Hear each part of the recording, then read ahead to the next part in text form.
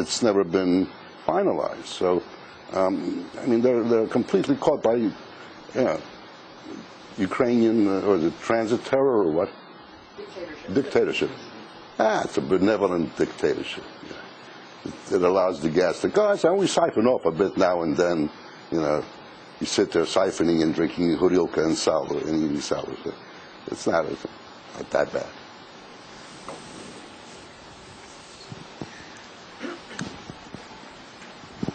Alan Hester, Atlantic Council. My first question regards the Russian use of this in such a public manner on the official website, and what that might predict for future such uses to other presidents of countries that Russia would seek to influence in the region.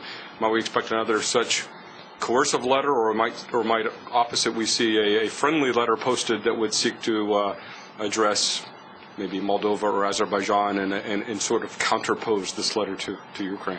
Any thoughts? Yeah, once they get into the habit of, behaving like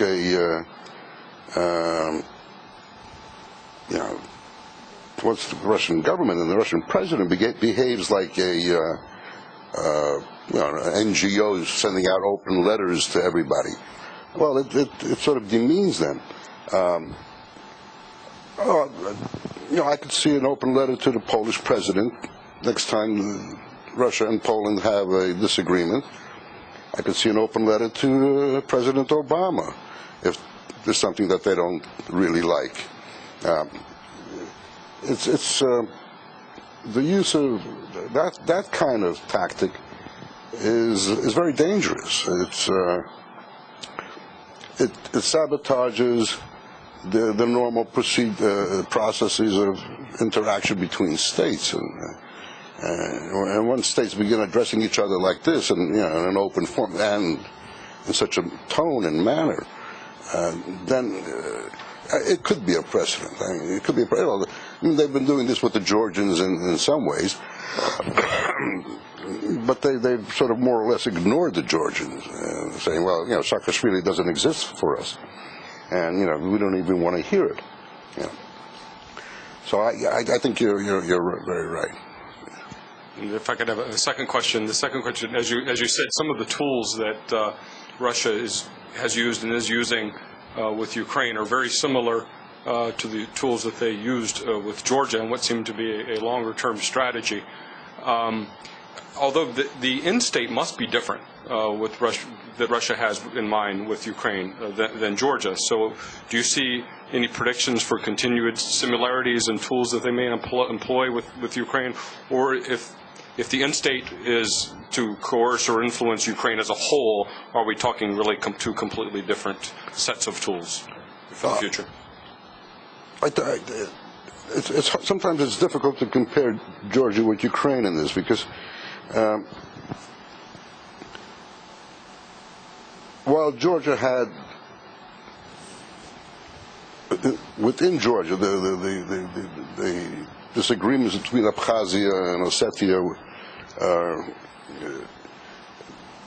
these were more historical conflicts, not really involving Russia. They were internal Georgian conflicts, if I'm not mistaken. And Russia came in to take out Saakashvili, basically at the beginning, or still is, a pro-Western politician in a very critical region, which is also very critical for natural gas transportation. With Ukraine, you have a problem, because you have a lot of, well, first of all, you have the question of Russified Ukrainians who see themselves more culturally attached to Russia than to Russian culture than to Ukrainian culture and language. That's a big problem. A lack of an aggressive enough policy of Ukrainianization by the Ukrainian government, or a very cautious policy. I'll give you an example. There were more books published in the Ukrainian language in the Ukrainian Soviet Socialist Republic than there are in independent Ukraine. Ukrainian language books are a rarity. The only one that really succeeded and changed the trend was when the Ukrainians beat the Russians into translating Harry Potter into Ukrainian. And then that's what really got it. I mean, everybody was buying because they were first. Harry Potter came out. Oh, wow. Yeah. So, and they have a very significant pro-Russian political party in Ukraine, Party of Regions, which is not all that united in terms of its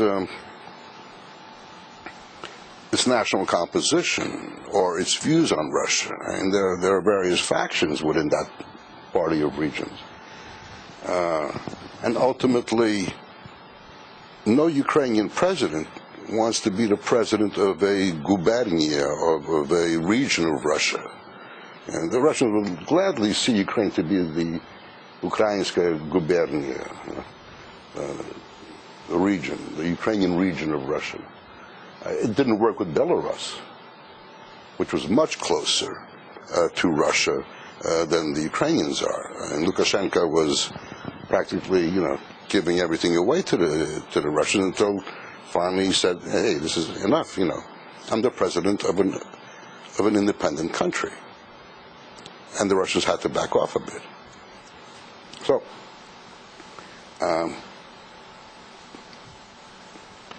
the strategy towards Ukraine is going to be significantly different, I believe. I mean, they tried to do the Lukashenko route initially back in the 1990s. It did not go over. I mean, even with a pro-Russian president as Kuchma, he would still not go along with what Putin wanted. I mean, he played a game with Putin. It was gas, cheap gas, in return for good relations and so on. But never to the point that Kuchma would say, "Look, come on in, guys, it's your country." No, Kuchma did not want to be a governor of Ukraine, but the president of an independent country. I have a question from somebody outside the room. It just so happens, you spoke of the EU essentially ignoring the Medvedev letter, a non-response. It just so happens that we are approaching the 70th anniversary of the Ribbentrop-Molotov Pact. Do you find any historical connection to what Russia is doing today, and considering the European response to what happened 70 years ago? John Kuhn. Well, it's not the same. I mean,